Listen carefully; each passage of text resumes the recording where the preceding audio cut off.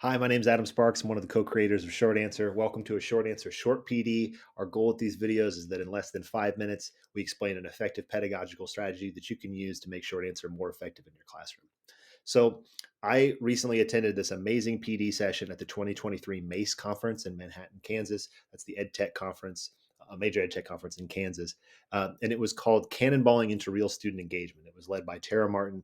She's this amazing educator who's also from Kansas and was a keynote speaker at MACE. But that session was really great. And in that session, Tara shared this pedagogical strategy that really put into words something that we think a lot about at Short Answer. So a question that we get a lot is, what kind of question should I ask in Short Answer?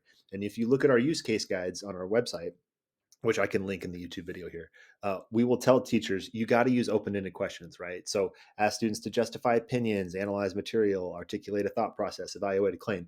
But closed-ended questions with one right answer are not going to work well, because on Short Answer, the kids will provide feedback to each other through the medium of comparison. And you can't really compare two responses meaningfully if it's just a closed-ended question that has one right answer, right? So imagine I'm a history teacher and I ask, who was the first president of the United States?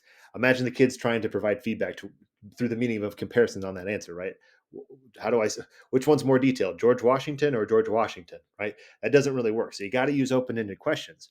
But Tara had this amazing new spin on that, which is to ask what she calls possibility questions, right? So she's created this amazing questioning mat.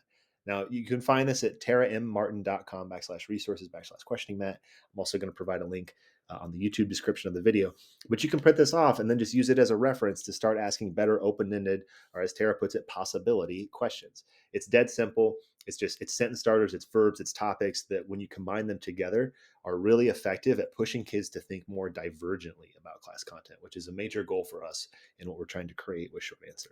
So um, I went through using Tara's mat and just created some questions that you could use in Short Answer across the curricula, right? So, okay, high school Spanish, right?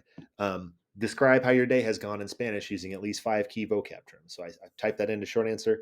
And then maybe I make my feedback criteria here. Um, uh, each of the 5 key vocab terms. So like, does a better job of using verde. Sorry, my Spanish is terrible, but you get the point, right? Then what the kids are using to compare the answers are those 5 key vocab terms, which is supporting the goal of what the kids are trying to get out of the activity. Um, in what so 11th grade chemistry, in what ways are ionic bonds similar to covalent bonds? Then maybe my feedback criteria on Short Answer becomes, there's does a better job of explaining the similarities of covalent bonds, does a better job of explaining the differences between ionic bonds or covalent bonds. Maybe in 7th grade ELA we're reading, right? And we do like, how might you have acted differently than X character in the book that we're reading? Explain why you would have acted differently. And then maybe my feedback bubbles that I'm going to have the kids use to compare each other's answers, maybe that becomes, I don't know, does a better job of citing evidence from the chapter, does a better job of creatively explaining their justification, like why they would act differently, provides more personally relevant details or something like that. Maybe in a 9th grade geometry class, in what ways might you go about explaining the steps of the Pythagorean theorem to a classmate? And then you've got those kids typing out those steps, and then maybe the feedback criteria becomes like, um, does a more clear job of explaining the steps of the Pythagorean theorem, or does a more creative job of explaining it? But you could use that medium of comparison. And now what I want to do is quickly just hop into Short Answer and show you how that's done. Okay, so from the teacher dashboard, I click new question. I'm going to do the chemistry one. So how are ionic bonds similar to covalent bonds? How are they different? Okay. I'm going to get rid of most of these. I don't want I'm not going to focus on creativity. I do want details. I do want explanation. We'll go away from these.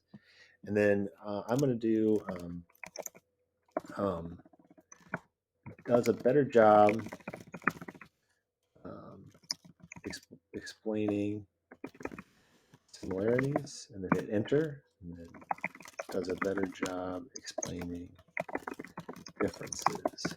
All right, so these will be the bubbles that the kids use to provide feedback on each other's responses. So let's look at what that might look like. And here we see kids in the middle of a Short Answer activity using those criteria we set to compare two answers. So, in sum, when thinking about what questions are best in short answer, think possibility questions. They're a simple, effective way to develop divergent thinking in your classroom. And again, you can find this questioning mat at tarammartin.com. And I do need to say that Tara does not endorse short answer in any way. We're just sharing her resources here because they're amazing. For more on how to best use short answer in your classroom, head to our teacher resources page at myshortanswer.com. And thank you so much.